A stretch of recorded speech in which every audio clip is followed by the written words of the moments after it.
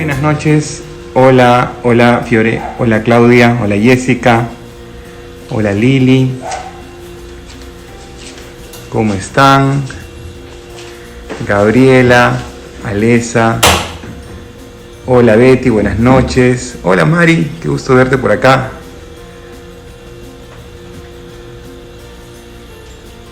Qué bien. Hola Claudia. Vamos a esperar que se vaya conectando las personas para empezar y que también se conecte Paul para darle el pase e invitarlo a la conversación. Aquí estás, Paul. Listo. Lo voy a invitar mientras que lo voy a presentar. Hola María Laura.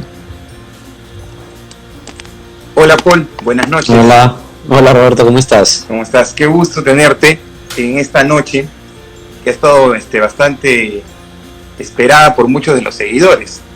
Bueno, primero déjenme presentar a Paul. Les voy a presentar a Paul Neira del BEN. Es educador, es sociólogo, es candidato a doctor de educación por el Teachers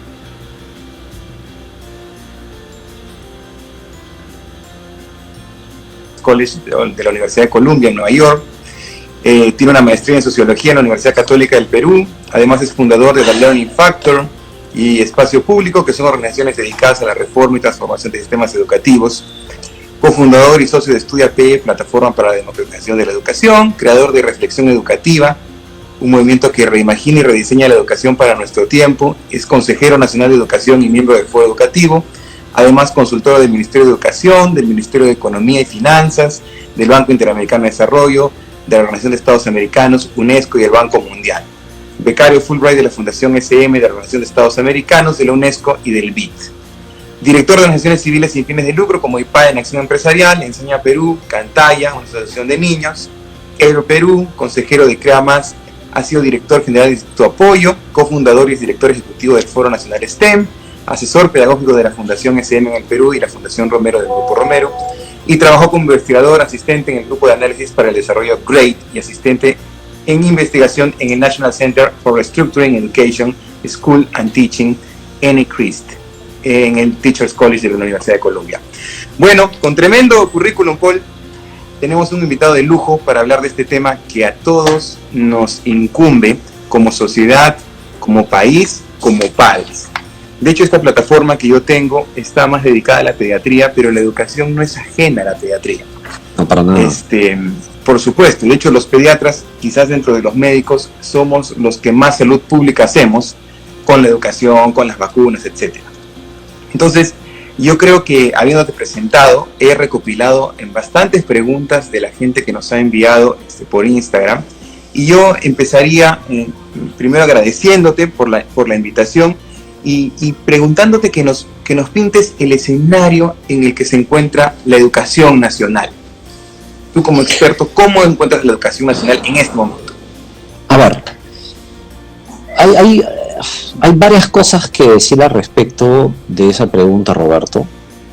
El primero es que en el Perú conviven varios Perús, ¿de acuerdo? Y así como conviven varios Perús, y creo que eso es prácticamente gran parte de la riqueza que tiene nuestro país, al mismo tiempo también conviven distintos sistemas educativos dentro de un gran sistema educativo, ¿de acuerdo? La división más tradicional, si quieres, es, y voy a usar una palabra que vas a ver que yo la voy a ir cambiando a la hora que vayamos conversando, que es que lo tradicional en el Perú es entre lo público y lo privado, ¿de acuerdo? Y ese es lo tradicional, es lo que siempre se ha manejado, y yo estoy radicalmente en contra de eso. ¿Por qué? Porque la educación es un derecho humano. Segundo, es un bien común, porque cuando tenemos a generaciones mejor educadas, todos nos beneficiamos, pero también es un servicio. ¿Ok? Entonces, por esta característica multiforme, digamos, de lo que es la educación, el Estado peruano, que no existe, o sea, nunca nos hemos cruzado con el Estado caminando por las calles, defiende el derecho a la educación con estas características. Entonces, como lo que está buscando es un bien común, porque la educación te construye el bien común, te construye la urdimbre de la sociedad de nuestro país, entonces la educación es de todos, es un bien común, es de todos, no es de todos y no es de nadie, digamos, al mismo tiempo. Entonces, bajo esa lógica, al ser un bien común y un derecho humano, el segundo nivel de esta reflexión es quién ofrece el servicio. Entonces tú tienes a unos proveedores de servicio estatal de la educación. ¿Por qué? Porque es un bien público, pues. O sea, la educación es un bien público, ¿de acuerdo? Entonces, a ese segundo nivel de discusión tienes a los proveedores del servicio estatal de educación y a los proveedores del servicio no estatal de educación, siendo que es el estatal el que le da el permiso y la autorización al no estatal para dar el servicio educativo. ¿De acuerdo? Claro. Entonces, tú puedes tener una situación en la cual un servicio educativo estatal responde a intereses particulares. Y te doy un ejemplo. Mi papá fue profesor principal, catedrático principal de la Universidad Nacional San Luis Gonzaga de Ica, más conocida en el mundo de la educación superior como la UNICA, la Universidad Nacional de Ica. Bueno, la Universidad Nacional de Ica, que duda cabe que es un servicio estatal de educación.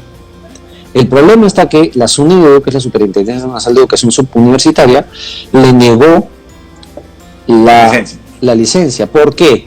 Porque gran parte de la estructura de gobierno de la universidad, que es una universidad nacional, servía de intereses privados, es decir, lo único que les interesaba a ellos era ganar dinero del dinero del Estado.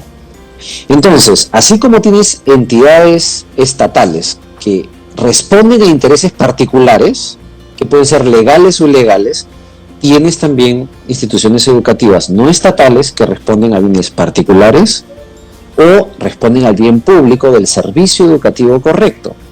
Entonces, esta suerte de contraposición no existente entre la educación pública y la educación estatal o privada, es una falacia, es una mentira.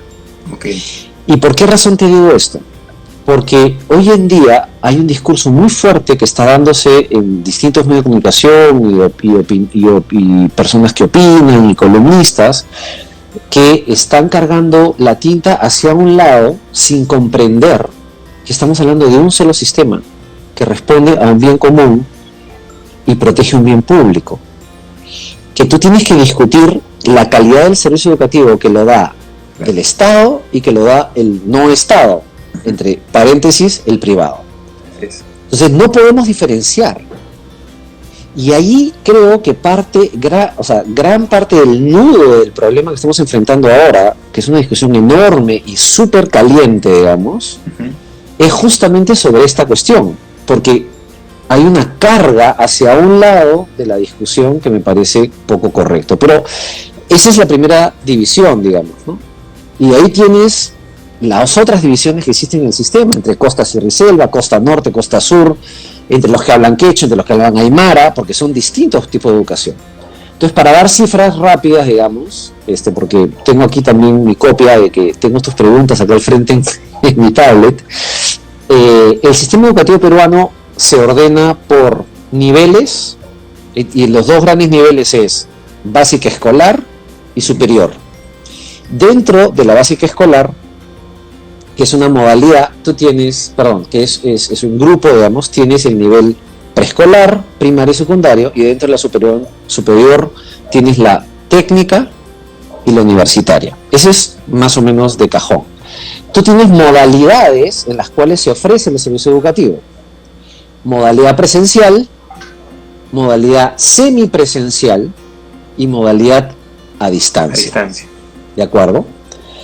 Y adicionalmente a eso, también tienes que existen modalidades de servicio educativo dentro de cada uno de estos niveles. Por ejemplo, normalmente, y nosotros hemos estado profundamente acostumbrados a tener, por ejemplo, secundaria, que es la secundaria presencial, a la cual probablemente tú, yo y todos los que nos están viendo ahorita en esta conversación hayan asistido, pero dentro de la educación secundaria en el Perú existen hasta 6 modalidades de servicio. Tienes la modalidad presencial, tienes la modalidad que se llama a distancia, en la cual hay unos edificios en ciertas zonas del país a donde llegan los estudiantes, tienen un solo salón de clase, Y viene un profesor, que no es profesor, viene una persona encargada y pone videos y reciben las clases a través de teleeducación. Ese es un tipo de educación. Después tienes la educación en alternancia, que es de secundaria. Entonces, ¿qué es la alternancia?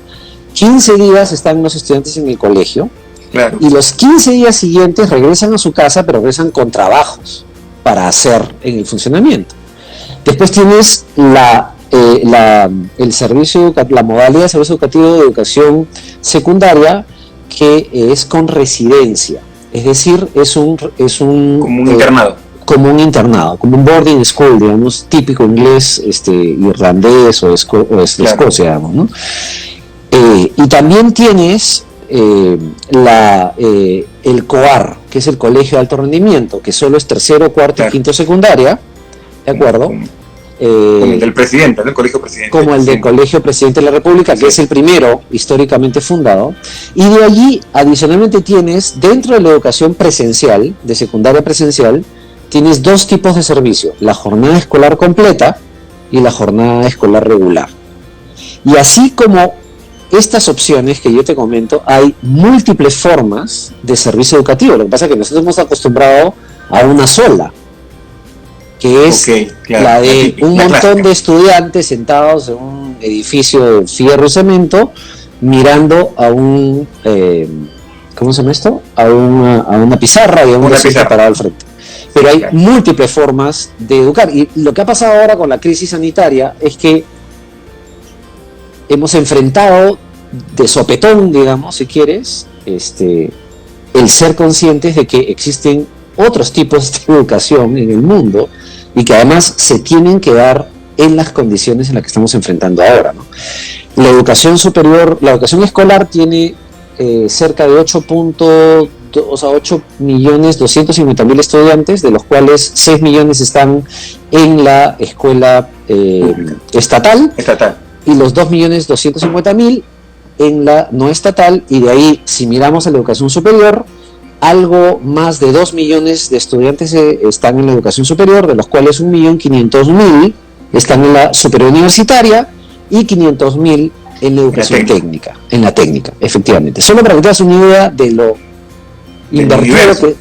Claro, el universo de personas, ¿de acuerdo? Tenemos 385.000 profesores que trabajan en colegios estatales, 185.000 en colegios no estatales, y algo más de 220.000 profesores que trabajan en la educación superior universitaria. Entonces, el universo de profesores que, entre comillas, viven de la educación es algo más de 650.000 profesores en el Perú. ¿Cuántas familias están involucradas en este proceso?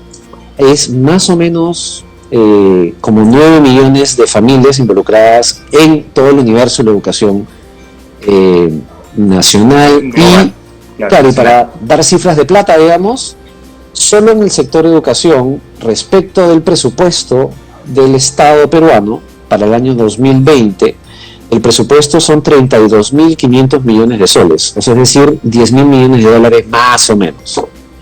Ahora, solo para hacer comparaciones, que tú sabes que las comparaciones siempre son odiosas, la ciudad de Nueva York... Sí, la ciudad de Nueva York, solo la ciudad de Nueva York, no el Estado, la ciudad de Nueva York, que tiene algo más de 11 millones de habitantes, que es como Lima metropolitana, ¿de acuerdo? Más o menos en número de habitantes. Su presupuesto de educación, que lo maneja una oficina del alcalde de la ciudad de Nueva York, maneja 28.000 millones de dólares en el presupuesto de educación de la ciudad de Nueva York. Y evidentemente no atiende a la cantidad de casi 8.250.000 estudiantes que tiene todo el Perú. Entonces, como para hacer comparaciones, y para ir a la superior universitaria, en Alemania, por cada estudiante universitario hay 3 técnicos.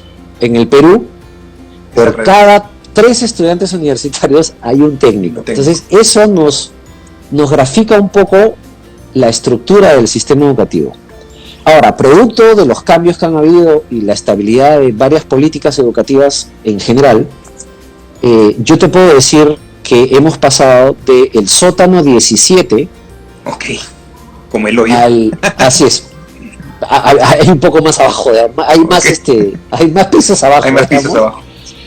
Y lo que ha pasado en los últimos 10 o 12 años, hemos subido al piso, al sótano 1, al piso primero, pero con esta crisis yo creo que vamos a retroceder algunos pisos para abajo, producto del problema que estamos enfrentando. Ok, ¿por qué?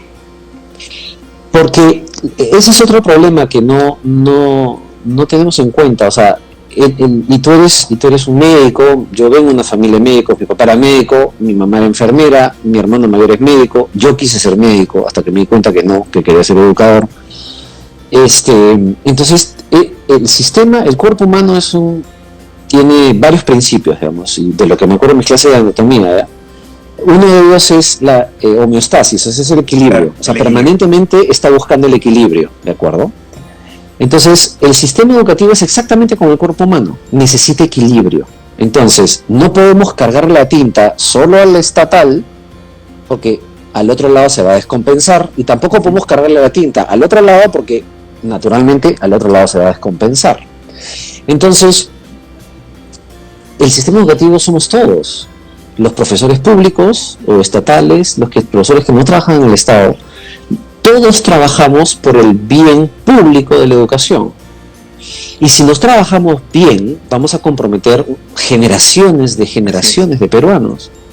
Y todo la idea del desarrollo y el progreso y la modernidad va a terminar por tierra si es que no trabajamos adecuadamente este asunto. Entonces, la presión que está soportando el sistema educativo ahorita, pero va a ser mayor y más fuerte más adelante. ¿Por qué? Porque los padres de familia eventualmente, no sabemos cuándo, pero eventualmente vamos a regresar a trabajar. Uh-huh. Si tienes una pareja de esposos que los dos padres trabajan, ¿quién se va a quedar a cargo de los chicos para poder generar las experiencias de aprendizaje que ahora, en el marco del confinamiento en el que estamos, son más o menos sostenibles? Es más o menos sostenible. Entonces, ese problema va a generar muchos problemas colaterales dentro de 1, 2, 3 meses, cuando volvamos a tener un flujo de velocidad hacia la nueva normalidad que tenemos que enfrentar. Entonces, allí los problemas ya no van a estar en la salud, ya no van a estar en el trabajo, van a estar en la casa y en la relación con el sistema educativo. Y cuando hay fricción, lo natural es que el desgaste y además la gente se enerva y comienzas a buscar culpables. Claro. Y lo natural es no mirarnos hacia adentro, sino mirar hacia afuera. Entonces allí es donde yo creo que va a haber un quiebre que tenemos que estar preparados de cara a eso. Es más complejo, evidentemente, mientras más niños son nuestros hijos. Claro. Y relativamente más sencillo mientras más grandes son. ¿no? Claro, porque pueden llevar las clases solos. Deberían, ¿de acuerdo? Claro. Deberían, exactamente. Perfecto. Entonces, en ese escenario, que nuestra realidad es completamente diferente a la de otros países, porque a veces queremos compararnos, ¿y cómo en Chile hacen esto? ¿Y cómo en Argentina hacen esto? ¿Y cómo en Estados Unidos hacen esto? Nosotros somos una realidad completamente distinta, varios submundos en un mundo gigante que es la educación. Y cada escenario es completamente diferente. La teleeducación es una herramienta útil, válida, que puede dar algo igual, semejante, o es nada comparable con la educación presencial. De acuerdo. A ver, tú has mencionado un término bien específico, Roberto, que es el de la teleeducación. ¿De acuerdo? Dentro del universo de las modalidades educativas, una de ellas es la teleeducación, que históricamente surge a finales de los 60s. De hecho, tiene un pico muy fuerte, incluso en la historia de nuestro país, en los 70s, pero de allí porque entramos a los 80s, que le llaman la década perdida, en la cual fue una desgracia. En general, los distintos gobiernos de América Latina, el Perú también, nosotros somos terrorismo y toda la historia que todos sabemos, se perdió esa historia. Pero la teleeducación es la educación a través de la televisión. Uh-huh. ¿De acuerdo? Ese es un tipo de modalidad. Hay otra modalidad que parece muy similar, porque es la telepresencia. Okay. Por ejemplo, lo que estamos teniendo ahorita tú y yo es telepresencia. podemos interactuar, podemos conversar, y lo que están experimentando gran parte, me imagino, de los hijos de los que nos están observando en esta conversación, están experimentando la telepresencia, es decir, a las 8:30 de la mañana te conectas al Zoom, al Meet o al Teams, digamos, dependiendo de cuál sea la plataforma, o al Blackboard, Collaborate, que es otra de las plataformas que usan, porque eso lo usan sobre todo en educación superior, ¿de acuerdo? Entonces, y hay un salón de clase, entre comillas, digamos, y hay 20 y todos hablan y conversan, y eso es telepresencia. ¿De acuerdo? Y la telepresencia jala a una realidad que se llama la educación virtual. ¿Por qué? Porque la educación virtual lo que hace es virtualizar la realidad. Entonces tienes un salón de clases virtual, tienes una pizarra interactiva, ves cómo lo que hacemos es traducir la realidad a un ambiente tecnológico, pero estamos haciendo espejo de la realidad en un ambiente tecnológico. Eso no es educación digital. Usa medios digitales, pero replica la realidad en un medio digital. La teleeducación es la consecuencia, históricamente es la consecuencia directa de la radioeducación. Lo que pasa es que antes tú escuchabas por radio las clases. De hecho, yo tengo una foto de un periódico en San Francisco que durante la fiebre española, que estuvo en esa época, dice: el horario de las clases a través de la radio va a ser de tal hora a tal hora para los estudiantes, ¿no? Es un facsímil precioso, digamos, porque es un documento histórico. Entonces, la consecuencia natural de la radioeducación es la teleeducación. Lo que pasa es que tú ahí incorporas la fuerza de la televisión. Pero ¿cuál es la desventaja de la teleeducación? Que es unidireccional. O sea, es decir, yo te transmito y no sé qué diablos pasa al otro lado de la pantalla. Claro. La telepresencia tiene bidireccionalidad, es decir, yo intervengo, tú me respondes, yo puedo interactuar contigo, te pregunto, te veo la cara, veo tus emociones, respondo a ellas, que es un tema un poco más humano en un sentido. Claro. O sea, es más similar a lo que sucede en la realidad. En la clase real. Así es. Entonces la teleeducación tiene además un factor fundamental que es un vehículo de enseñanza. La telepresencia y la virtualización son procesos de enseñanza-aprendizaje, es decir, va y viene, ¿de acuerdo? Y dentro de ese universo existe otro grupo, que es otra modalidad que se llama educación online, ¿de acuerdo? ¿Cuál es la educación online? La educación online se da en plataformas que se llaman Learning Management Systems, que uno de ellos, por ejemplo, es Blackboard, ¿de acuerdo? Sí, claro.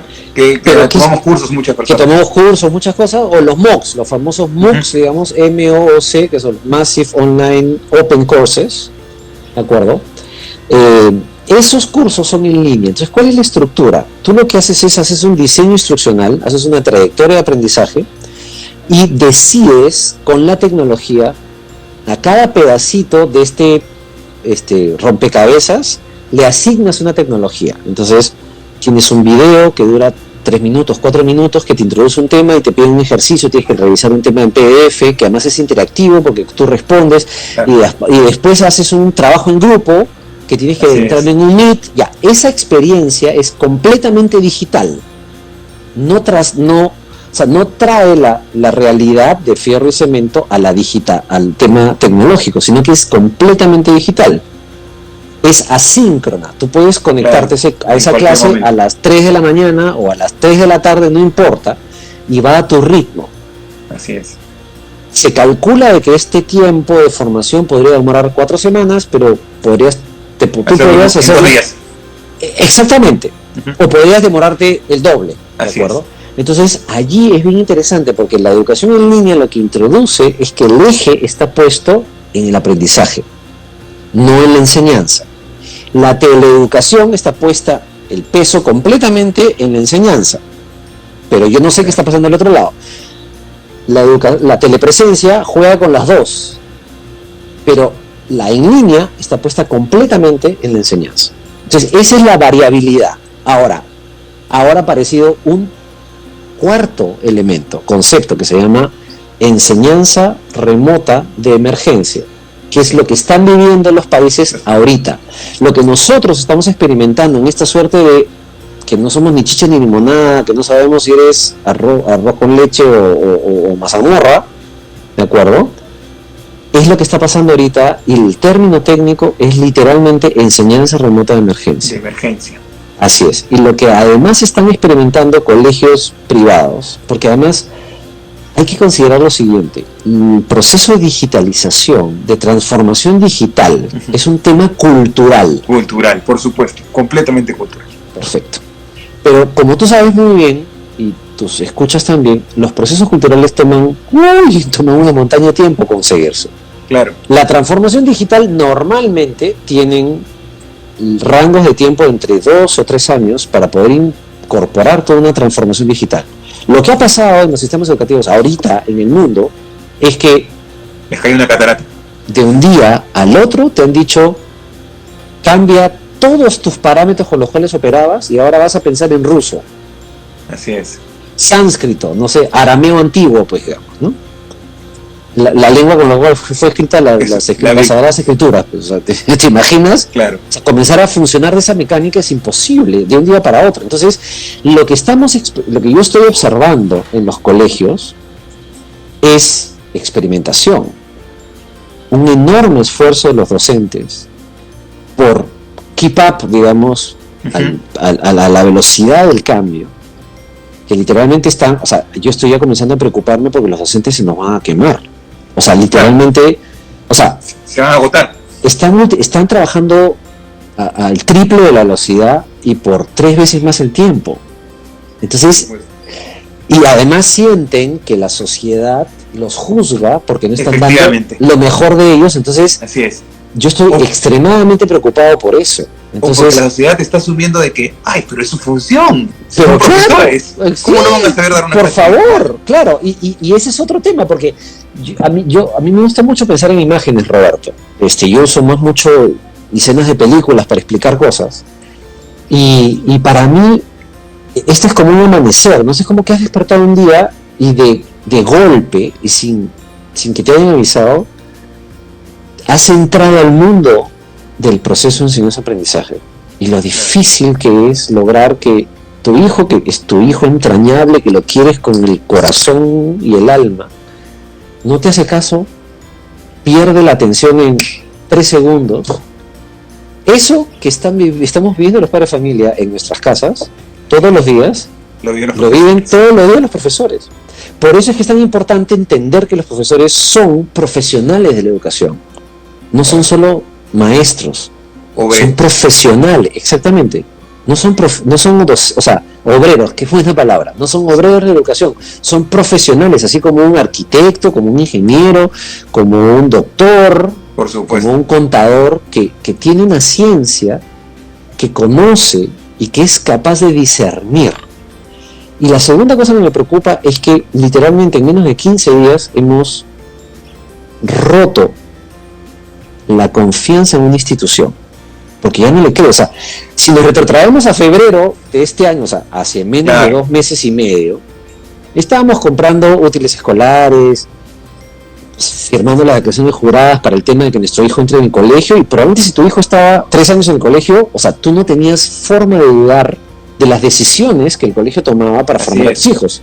Porque has confiado en un sistema, en el paradigma del colegio, etcétera, ¿no? Y además confías de que esa cuestión va, o sea, porque cuando tú metes a tu hijo en un colegio o decides estudiar en una universidad, tú estás comprando un bien futuro. No lo ves. O sea, o asumamos, tú eres una persona que ha estudiado 11 años de educación para formarte como doctor. O dependiendo si encontraste la última proceso de cambio curricular, de repente 8 años, ¿de acuerdo? Pero definitivamente más que cualquiera de los que ha estudiado un pregrado, digamos, ¿no? Sí. Ok, entonces imaginémonos a Roberto Somocurcio, digamos, en su primer día de clase de su primer curso Anatomía 101, digamos, ¿no? Ajá. Ok, termina el curso, van 10 clases y tú dices, bueno, yo soy doctor, cuando te faltan 8 años todavía por estudiar. Tú lo que estás comprando entre comillas, si me sirve el símil, digamos, es un bien futuro que tú en 8 años vas a ser un profesional de la medicina y vas a tener una especialización para dedicarte a una área específica de un saber complejo. Pero tienes 8 años. Eso te hace confiar en la institución por 8 años. Lo mismo pasa con el colegio. Si metes a tu hijo en preescolar, o sea, en prekinder, tienes por delante 13 años. Pero lo fascinante que está pasando ahorita es que bastaron 15 días para que se quiebre la confianza en una institución. Porque incluso hay padres de familia que ponen a su hijo en el mismo colegio en que estudiaron. Entonces ahí se rompe la confianza de décadas. Así es. Entonces eso nos tiene que hacer pensar en cuáles son los parámetros con los cuales estamos nosotros mirando la realidad. Porque creo que van a haber muchos dolores de cabeza por decisiones tomadas abruptamente, de choque contra una institución que te ha hecho ser quien eres y en la cual confías hasta hace menos, literalmente, de 2 meses.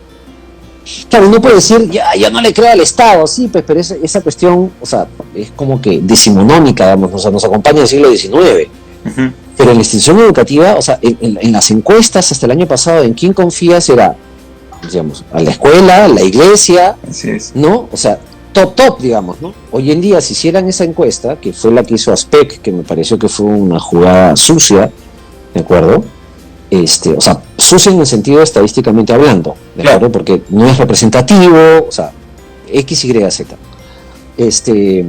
Probablemente una de las que peor estar en el ranking, digamos, o sea, comenzando por el gobierno, segundo por el sistema de salud, y ahí nomás al costadito está el sistema educativo.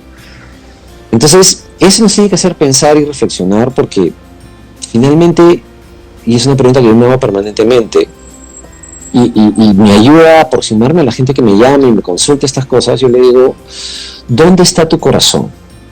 ¿Tu corazón está en el aprendizaje de tus hijos? ¿O tu corazón está en pensar que la educación es lo que yo llamo, y perdóname, estamos en horario ya no de protección al menor, y puedo decir una cosa que es un poco subida de tono? Yo no pago cuando meto a mi hijo en el colegio por la cantidad de horas que esté sentado, su poto, en una silla de madera. Porque si yo aceptara esa idea de que yo pago una cantidad de lo que llamo hora poto, perdóname que lo diga así abiertamente, entonces yo tendría que agarrar y cosificar la educación, al tal punto que te puedo decir, dame por favor 1 kilo de aprendizaje. Claro, 2 horitas más, por favor. Y eso no es posible. ¿Por qué? Porque la educación no es transaccional, la educación es relacional entre 2 personas. Que no es lo mismo que yo vaya y compre una botella de Inca Kola, ¿de acuerdo? En el señor de la esquina de mi casa, o en la tienda, o me compre un panetón, digamos, o vaya a una pollería, ahora que todo el mundo está con sueños pollísticos, digamos, porque no podemos acceder al pollo a la brasa, ¿de acuerdo? Y yo me acuerdo conversando con un padre de la patria, no voy a decir su nombre, en una discusión en medio de una mesa técnica en el Congreso, hizo el siguiente ejemplo y dijo, yo voy a una pollería, me pido un pollo, comienzo a comer y me como la mitad y levanto la mano y digo, por favor señor, ponme una bolsita que me lo da a mi casa y mañana te pasas un sanguchito de pollo, ¿de acuerdo? Claro. Perfecto, estoy de acuerdo contigo. El problema está que la educación no es un pollo. Claro. Porque no es un bien tangible. Porque vamos a ponernos en este orden de ideas. Tú vas a un colegio y ¿cómo tangibilizas el aprendizaje? Hay alguna gente que me puede decir, no, la evaluación. Sí, es verdad, la evaluación es una aproximación al aprendizaje que tiene una persona, pero no explica completamente la experiencia de aprendizaje. Es más, hay enormidad de investigaciones en el mundo y en el Perú que prueban que si la evaluación es hecha con ciertas características, lo que consigues es lo contrario a medir el aprendizaje. Por supuesto, todos hemos sido víctimas de eso. Obviamente. Entonces, ¿cómo mides una cuestión que es intangible, que es un bien etéreo? O sea, tú no vas a un colegio y le dices, oye, estoy comprando 1 tonelada de aprendizaje, o 10 kilos de aprendizaje, o estoy comprando 10 días de aprendizaje. No. Tú estás comprando un bien futuro. Entonces son 13 años. 5 años en una carrera normal, si eres abogado, 6 años, 6 años y medio, dependiendo de dónde vas. Claro.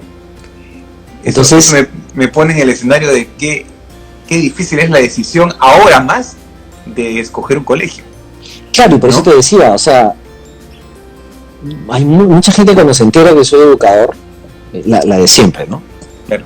Oye, estoy viendo dónde poner a mi hijo, ¿dónde me recomendarías? Entonces yo ya tengo un drill en la cabeza, entonces le digo, a ver, ¿dónde vives? Claro. ¿No? Yo ya tengo como 5 o 6 preguntas que me ayudan a enfrentar el proceso de hablar con la persona.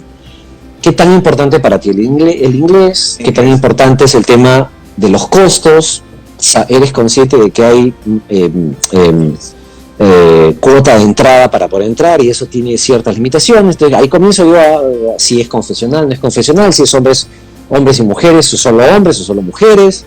Claro, O sea, son un conjunto de niveles en la discusión. Pero no es solamente el que quieres. Así es, exactamente. Entonces ahora la cosa se pone más complicada. ¿Por qué? Porque estamos en un año, y esa es una cosa que hay que taladarse en la cabeza, estábamos en un año completamente anómalo. Si tu vida ha cambiado brutalmente, imagínate la de tus hijos, que no entienden y no tienen los parámetros mentales y cognitivos para poder desempaquetar cómo leer la realidad, cómo gestionarla y cómo comprenderla. Claro, entonces, las decisiones aquí tienen un nivel sumamente crítico y tenemos que tener mucho cuidado. Yo he escuchado padres de familia en el paroxismo de vamos, así la gasolina y los fósforos para incendiar, digamos, la calle.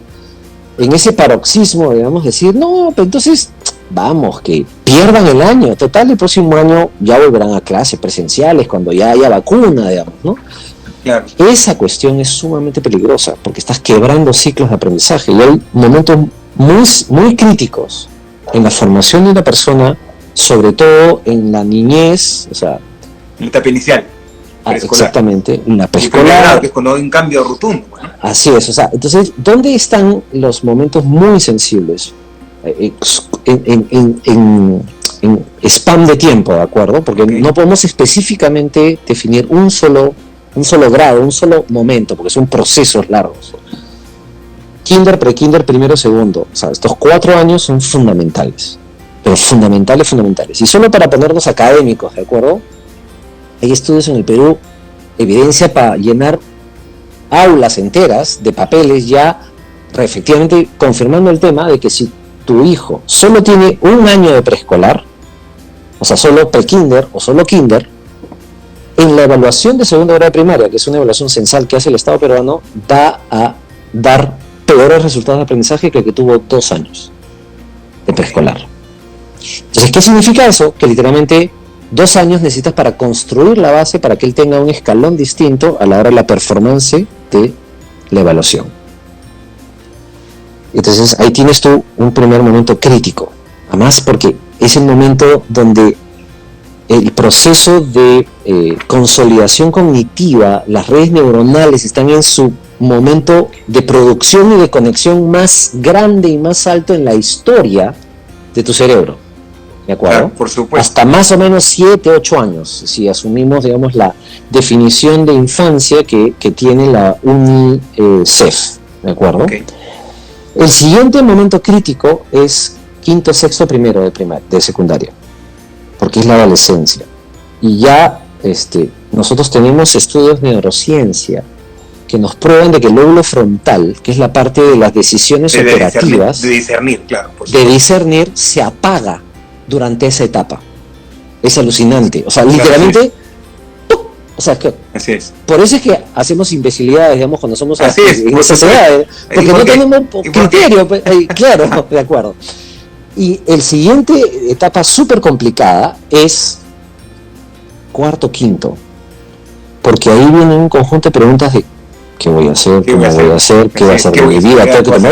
Y además pasas este rito de en antropología hay un término muy bonito que es en francés, yo no sé hablar francés, pero se llama rite of passage, que es en el cual, que viene de las civilizaciones antiguas, digamos, que lo estudió una antropóloga llamada Margaret Mead, que estudió una isla que queda en la Polinesia, en medio de la nada, que no te había tenido contacto con la civilización occidental a comienzos del siglo XIX, final del siglo XIX, comienzo del siglo XX, y o sea, el rito de pasaje en esa sociedad era literalmente un proceso de sufrimiento en medio de la selva, ¿de acuerdo? Y que si pasabas esa experiencia, eras considerado un elder en la sociedad. Claro. ¿De acuerdo? Entonces, ese rito de pasaje para nosotros es el término de la educación secundaria, el comienzo de la adultez y la decisión de qué vas a hacer tu vida. De tu vida, sí. Ese es un momento sumamente crítico. Entonces, imagínate que de buenos a primeras un padre de familia dice, bueno, pues que pierdan, ¿no? Se quiebra el ciclo. O sea, el efecto que va a tener sobre su desarrollo emocional, social, psicológico, cognitivo, ¿de acuerdo? Va a ser de consecuencias que yo no me atrevería siquiera a describirlas, porque no tengo parámetros para describir lo que puede suceder. Entonces hay que tener mucho cuidado. Y finalmente, reiterar a los padres de familia que están viendo esto, es lo siguiente, es sus hijos, por si acaso, aprenden todo el bendito día del Señor. No necesitas la educación formal, institucional, de ladrillo y cemento para que tu hijo aprenda. ¿Por qué? Porque el aprendizaje es una condición óntica, o sea, la explicación más profunda del ser humano y la razón por la cual somos seres humanos es porque hemos aprendido. Lo dice, a uno que han leído un montón de gente, es Yuval Novari, historiador israelí que ha escrito varios libros, digamos, uno que se llama Orígenes, otro que es no me acuerdo el nombre, Dios. Bueno, en eso él explica cómo es que la capacidad de los seres humanos de ponernos de acuerdo, o sea, de ser clanes, cuando éramos pues casi orangutanes, ¿de acuerdo? Éramos clanes, ¿de acuerdo? Y esa capacidad de abstraer y pensar una realidad distinta a la que estamos viviendo juntos, que es la capacidad de pensamiento, se aprende. Que nosotros hemos aprendido a ser seres humanos. Nuestra razón más profunda como personas es aprender. Entonces te imaginas que de noche a la mañana tú cuestiones de que tus hijos no están aprendiendo porque no le están enseñando, entonces ahí hay un problema que hay que revisar. Porque tus hijos aprenden todo el día, desde que se levantan. Y tú sabes, porque eres pediatra, de cómo es este proceso en el cual el cerebro va la mielinización, esa cuestión, ¿de acuerdo? Del sistema nervioso. De la cabeza hacia los pies. Y de aquí hacia afuera. Así es. Por eso es que los movimientos son más gruesos al comienzo, y después más finos, ya. Todo ese proceso controlas la mano. Es aprendizaje. Por supuesto. Entonces, todos los días aprenden. Y no fueron a la escuela. Exactamente. Y ahí viene el tema de preescolar, y ahí entre las personas que están comentando he logrado ver que preguntas sobre el tema preescolar. Entonces, claro, o sea, el preescolar es fundamental. ¿Por qué? Porque uno dice, no, pero si yo voy a mi hijo y está ahí jugando, ¿no? Como si jugar fuera una forma de aprender. Es en realidad el corazón de la forma en cómo nosotros aprendemos. ¿Por qué? Porque la curiosidad, la pregunta, la exploración, la experimentación, la definición de explicaciones de por qué pasa lo que pasa, es literalmente la estructura de cómo aprendemos. Y eso lo haces jugando. Y lo que hace el preescolar es construir una experiencia de aprendizaje gestionado por profesionales, ordenado en su lógica. Entonces lo que le haces, estás haciendo como que metiendo boost al proceso a partir de la experiencia. Entonces, porque una de las preguntas tenía que ver con el tema del preescolar, digamos, ¿no? Que estabas planteando. Y yo decía, es fundamental, porque además pareciera de que están perdiendo el tiempo, pero no sabes la cantidad de conexiones neuronales, claro, ¿no? Pero es totalmente contraintuitiva, porque finalmente lo que están logrando literalmente los estudiantes es como que si tú tuvieras una foto y le prendieras el cerebro a tu hijo en esa interacción, es literalmente como que ¡pum! O sea, literalmente todo el cerebro funcionando. Y necesitas tocar, necesitas explorarte, y necesitas agarrarle esto, meterle el dedo a la nariz, y dices, no, qué comportamiento absurdo. Pero no, si nosotros tuviéramos la capacidad de volver a tener esa forma de aproximarse a la realidad, como nuestros hijos que están en preescolar, seríamos probablemente otras personas, otros profesionales. Totalmente, los pediatras lo decimos todos los días, si pensamos Claro. como los niños. Exactamente. Entonces, es un poco, digamos, creo que nos hemos ya desordenado en el tema de las preguntas, pero las preguntas están resolviéndose solas. Genial. Entonces, claro, de ahí probablemente, y antes de que se nos acabe un poco el tiempo, pero quiero tocar este tema caliente, esta papa caliente, ¿de acuerdo? Que tiene que ver con el tema del pago. Hay mucha discusión, yo lamento mucho que haya un montón de personas que están diciendo cosas sin saber, porque yo tenía un amigo mío que trabajaba en una empresa de opinión y mercado, y me decía, no, Paul, es que en el Perú nadie sabe y todo el mundo opina. No, porque, ¿te acuerdas esa última opción que es no sabe, no opina? Entonces él decía, en realidad no es no sabe, no opina, es no sé, pero opino. Así es. ¿De acuerdo? Esa debería Entonces, eso debería ser. Entonces, a lo que voy es lo siguiente, la estructura, es importante primero mencionar una cosa que es difícil decirla, pero un colegio es una organización, es una institución. Y según la sociología de las organizaciones, las instituciones lo que buscan permanentemente es permanecer, o sea, nunca quieren desaparecer, porque es natural. Quieren trascender. Perfecto, es la palabra correcta. Entonces, tienes una estructura de funcionamiento. Tienes personal que está en planilla, que está directamente en contacto con tus hijos, que son los profesores, y de ahí en un segundo plano están los agentes de seguridad, un tercer plano del contacto con nuestros hijos están los de limpieza, y en el último plano más alejado están los administrativos, o sea, los que hacen de que toda la maquinaria funcione, ¿de acuerdo? Los que pagan las cuentas, los que arreglan los temas en el banco, los que le pagan a los profesores, los que compran el pinesol para limpiar, los que compran el papel higiénico para que vayas al baño y hay un rollo de papel higiénico, etc. O sea, los que permiten que la estructura funcione. Claro. Todas esas personas en un colegio, por las características que tiene, no los puedes contratar por 2 días, o sea, contrato de servicios. Los tienes que contratar en planilla. Entonces ahí viene el primer ejercicio matemático que quiero que hagan todos en su mente. Así vamos a hacer, a pesar de que odiamos la matemática, hagamos un ejercicio matemático. Y nosotros, padres de familia, pagamos matrícula y 10 pensiones, o sea, 11 cuotas. Pero resulta que los colegios pagan 12 meses, ¿no? Así es, por supuesto. Pero como están en planilla, el 100%, porque no puedes contratar por servicios, tienes que pagar un mes de vacaciones. Entonces no pagas 12 cuotas, pagas 13. Pero además tienes que pagar gratificación en julio y gratificación en diciembre. Entonces son un sueldo. Entonces no pagas 13, pagas 15. Y además CTS, un sueldo más, 16. Nosotros pagamos 11, el colegio paga 16. Ahí nomás hay un descalce. ¿De acuerdo? Así es.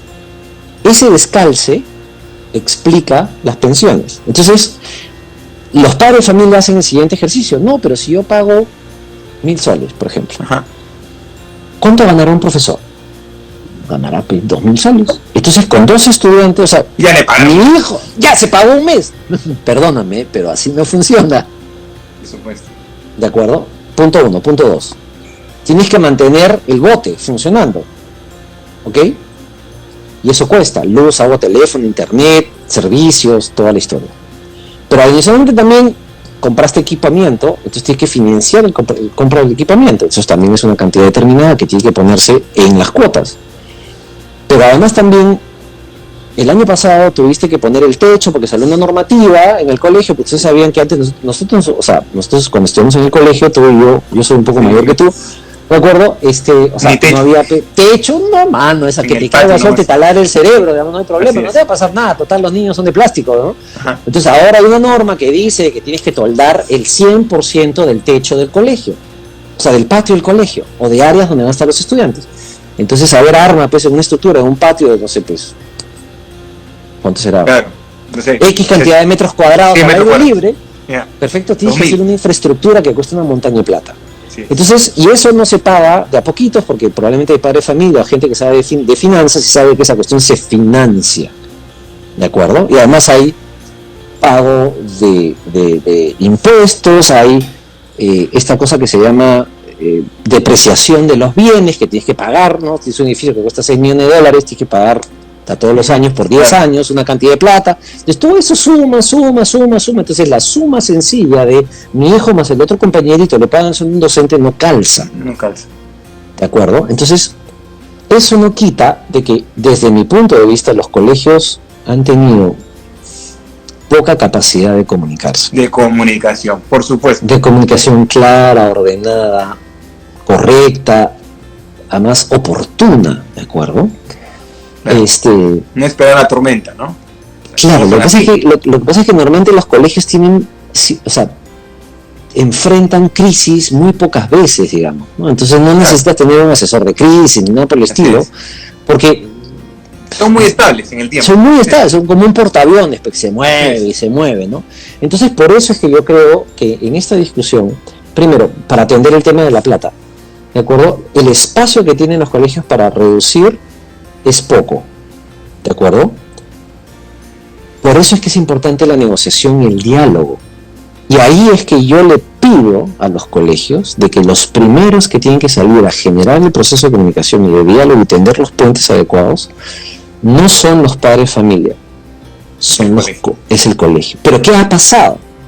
Los colegios se han demorado y los padres de familia se han engorilado, se han organizado rápidamente. Ahora una asociación nacional de padres de familia de colegios privados, porque por si acaso, noticia de último minuto, la asociación de padres de familia nacional ya existía, pero era de las APAFAs de los colegios estatales. Estatales, claro. Mira qué interesante cómo invisibilizamos cosas, ¿no? Entonces ahora todo el mundo dice, no, que primera vez que tenemos una asociación nacional de padres de familia. Bienvenido a la realidad. O sea, además existen 4 o 5 que se pelean cuál es la más grande, digamos, en el país, por si acaso. Yo he tenido reuniones con los directivos de esas cosas y hay unas cosas son súper divertidas, como para hablar una noche entera, digamos, ¿no? Las anécdotas. Entonces, nos hemos puesto en pie de guerra demasiado rápido también los padres de familia, y tiene que ver con esta cuestión que hablamos hace un rato de la falta se ha resquebrajado profundamente la confianza, y eso es lo que me preocupa, porque imaginemos que encuentran la vacuna mañana y además lo echan en el agua y te tomas un vaso y coño, se acabó la vaina, rapidito nomás, ya estás listo, ¿ok? Así es. Perfecto. Entonces pasamos de una semana y que estamos todos locos en cuarentenados con obsesión de que nos vamos a morir a ya podemos salir al parque, vivir, que vayan los chicos al colegio. ¿Cómo arreglamos el problema de la confianza? Por supuesto. O sea, nos hacemos los locos y ay, no, sí, lo dije porque estaba en... Sí, se me chispoteó, o sea, quería incendiarte, pero ahora no, y ahora tú eres mi amigo. Es bien complicado. Por eso es que tenemos que tomar decisiones con mucha calma. Acá los adultos somos los que tenemos que guardar la calma y ordenar el tema. El Estado peruano y su estructura de gestión, que es el Ministerio de Educación y todas las leyes y las normas y todo este aparato enorme que existe, está. Porque miren, a una pregunta compleja es imposible que haya una respuesta sencilla. Por supuesto. Y además con tantas aristas, porque así es, no es solo es una realidad para cada padre. Porque además solo para distinguir, a mí me encanta decir esto, hay una diferencia entre complicado y complejo.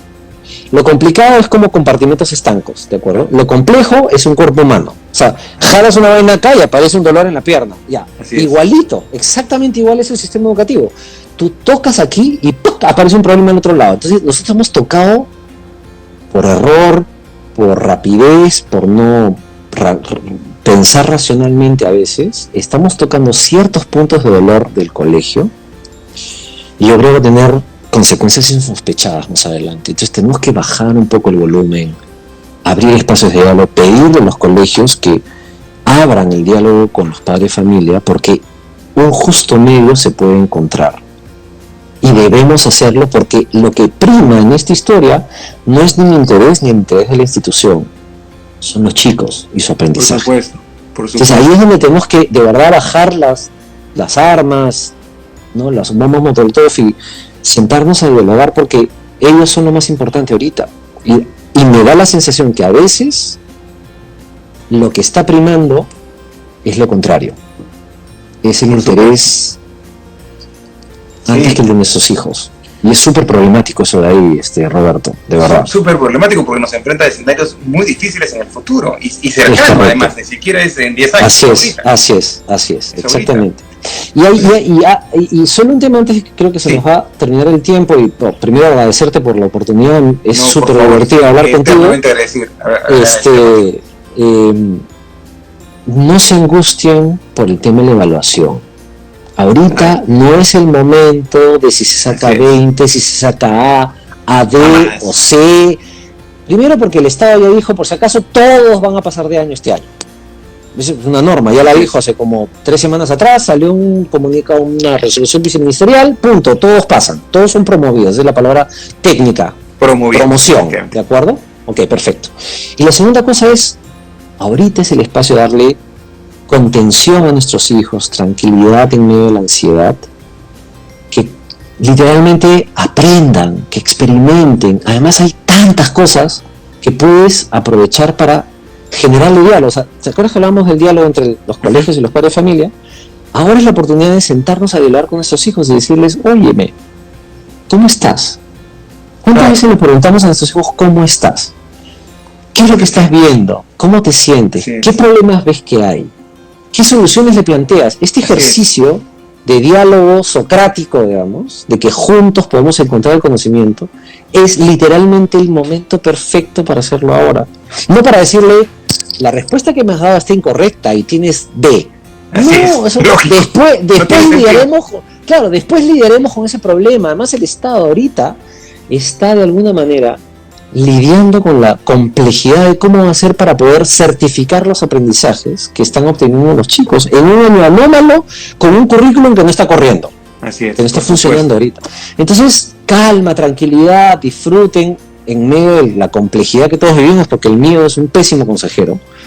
Más bien, miremos las cosas de otro ángulo y aprovechemos la oportunidad que la crisis nos está permitiendo conocer a nuestros hijos, conocer sus procesos de aprendizaje, sus intereses, sus miedos también, porque sus miedos literalmente nos dan información de cómo son ellos y qué acción tenemos que tener nosotros respecto de ellos.